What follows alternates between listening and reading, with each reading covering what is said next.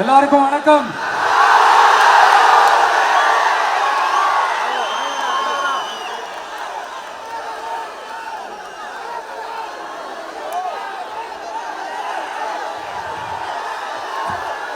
கிட்டத்தட்ட 910 நாட்களுக்கு மேல உங்க மண்ணுக்காக போராடிட்டு இருக்கீங்க.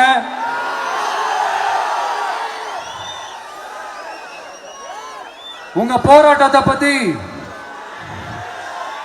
ராகுல்னு ஒரு பையன், சின்ன பையன் பேசுனது நான் கேட்டேன். அந்த குழந்தையோட பேச்சு மனசு ஏதோ செஞ்சிருச்சு. உடனே உங்க எல்லாரையும் பார்க்கணும்னு தோணுச்சு, உங்க எல்லாரையும் கூட பேசி ஆகணும்னு தோணுச்சு. உங்க எல்லாரும் கூட நான் நிப்பேன், தொடர்ந்து நிப்பேன் சொல்லணும்னு தோணுச்சு.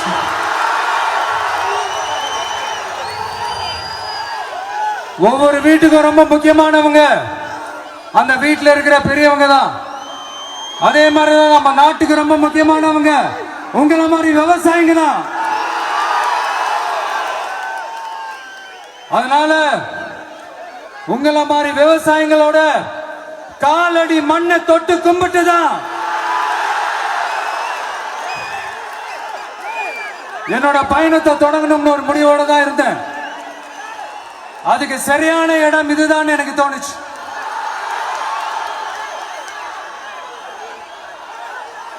என்ன, உங்க வீட்டில் இருக்கிற ஒரு மகனா என்னோட கள அரசியல் பயணம்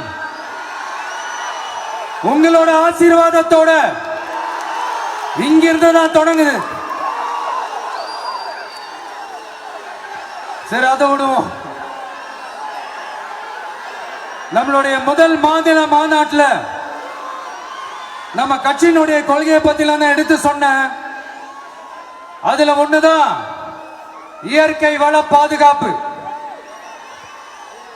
சூழலியல் மற்றும் காலநிலை நெருக்கடியை எதிர்கொள்ளக்கூடிய இயற்கைக்கு ஊறு விளைவிக்காத பகுதிசார் மாநில வளர்ச்சி பரவலாக்கம். இதான் நாம் அறிவிச்ச அந்த கொள்கை. இதான் நான் இங்க சொல்றதுக்கு காரணம் ஓட்டு அரசியலுக்காக இல்ல.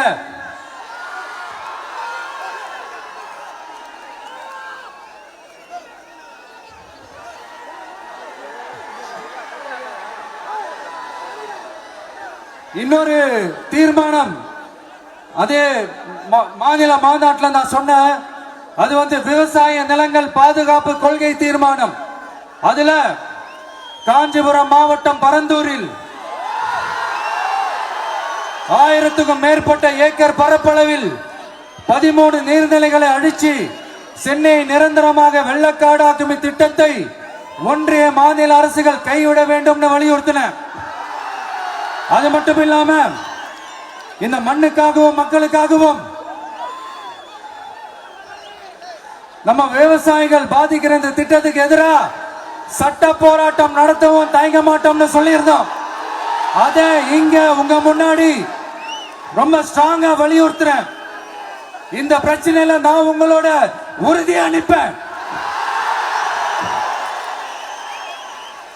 இன்னொரு முக்கியமான விஷயம், நம்மள ஆண்டுகிட்டு இருக்கிற ஒன்றிய அரசுக்கும் மாநில அரசுக்கும் நான் சொல்லணும்னு நினைக்கிறேன். நான் இங்க வளர்ச்சிக்கு எதிரானவெல்லாம் கிடையாது. ஏர்போர்ட்டே வரக்கூடாதுன்னு நான் சொல்லல, இந்த இடத்துல வரக்கூடாதுன்னு நான் சொல்றேன்.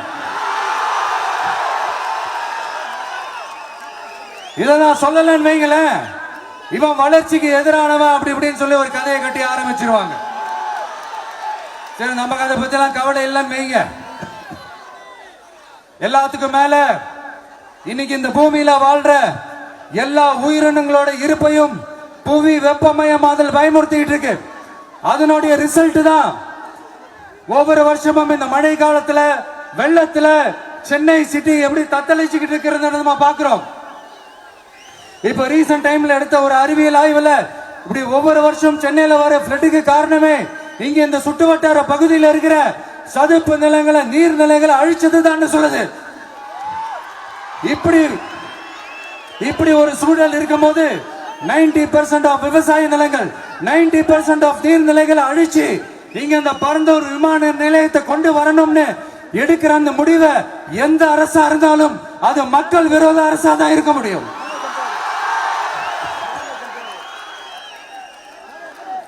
இப்ப சமீபத்தில் நம்ம அரிட்டாப்பட்டி பகுதியில் அந்த டங்ஸ்டன் சுரங்கம் அமைக்கிறதை எதிர்த்து தமிழ்நாடு அரசு ஒரு தீர்மானம் ஒன்று கொண்டு வந்தாங்க. அதை நான் மனப்பூர்வமாக வரவேற்கிறேன். ஆனா அதே நிலைப்பாட்டை தானே இங்க நம்ம பரந்தூர் பிரச்சனையில எடுத்திருக்கணும், எடுக்கணும். எப்படி அரிட்டாப்பட்டி பகுதி மக்கள் நம்ம மக்களோ அதே மாதிரி தானே பரந்தூர் மக்களும் நம்ம மக்கள். அப்படித்தானே ஒரு அரசாங்கம் யோசிக்கணும். ஆனா அப்படி செய்யலையே. ஏன் செய்யல? ஏன்னா இந்த விமான நிலையத்தையும் தாண்டி இந்த திட்டத்தில் அவங்களுக்கு ஏதோ ஒரு லாபம் இருக்குது.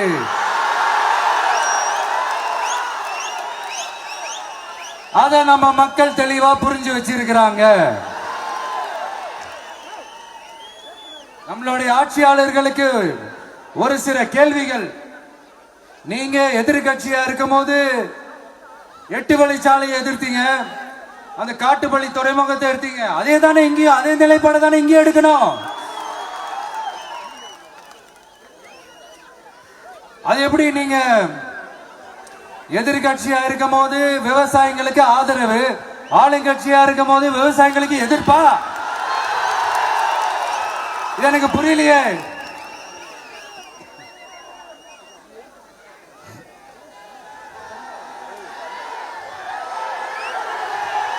அதனால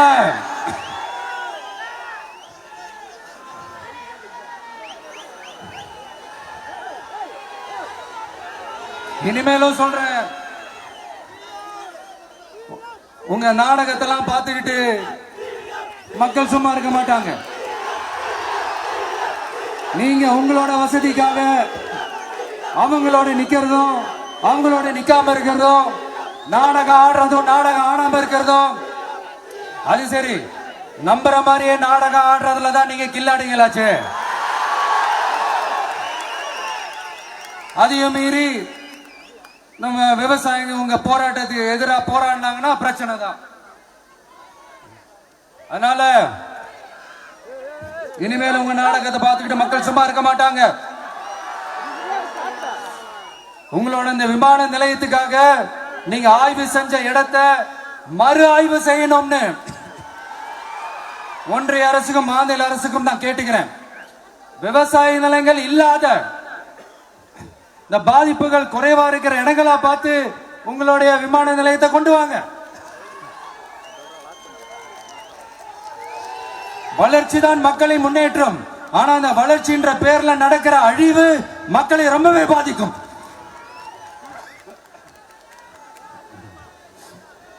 நீங்க எல்லாரும் உங்களுடைய ஊர் கிராம தேவதைகளான கொல்லமெட்டால் அம்மன் மேலையும் எல்லை அம்மன் மேலையும்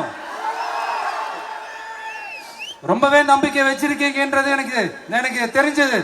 அந்த நம்பிக்கையை இழந்துடாதீங்க. உங்களுக்காகவும் உங்க ஊருக்காகவும் இனி உங்க வீட்டு பிள்ளையான நானும் தமிழக வெற்றி கழகத்தோட தோழர்களும் சட்டத்துக்கு உட்பட்டு எல்லா வழிகளிலும் உங்களோட உறுதி அளிப்பேன். உங்களோட ஊருக்குள்ள ஏகனாபுரம் ஊருக்குள்ள வந்து அந்த திடல்ல தான் உங்க எல்லாரையும் மீட் பண்ணணும்னு நினைச்சேன். ஆனா எனக்கு பர்மிஷன் கிடைக்கல. இங்கதான் பர்மிஷன் கொடுத்தாங்க. நான் ஏன் ஊருக்குள்ள வரணும்னு தடையின்னு எனக்கு தெரியல. இப்படிதான் கொஞ்ச நாளைக்கு முன்னாடி நம்ம புள்ளிங்க ஒரு நோட்டீஸ் கொடுத்ததுக்கு தடை விதிச்சாங்க. ஒரு துண்டு சீட்டு நம்ம புள்ளிங்க கொடுத்ததுக்கு. அது ஏன்னு எனக்கு புரியல. அதனால கான்பிடண்டா இருங்க, நல்லதே நடக்கும், வெற்றி நிச்சயம். மீண்டும் சந்திக்கும் வரை நன்றி, வணக்கம்.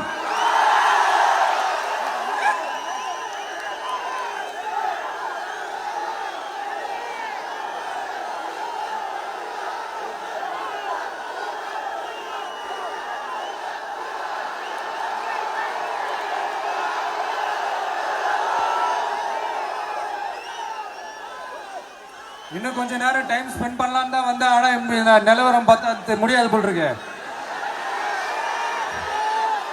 சரி, ஓகே, உங்க எல்லாரையும் பார்த்ததுல ரொம்ப ரொம்ப சந்தோஷம். மீண்டும் இதே ஊருக்கு, உங்க ஏகனாபுரம் ஊருக்குள்ள நான் வரேன். Thank you so much.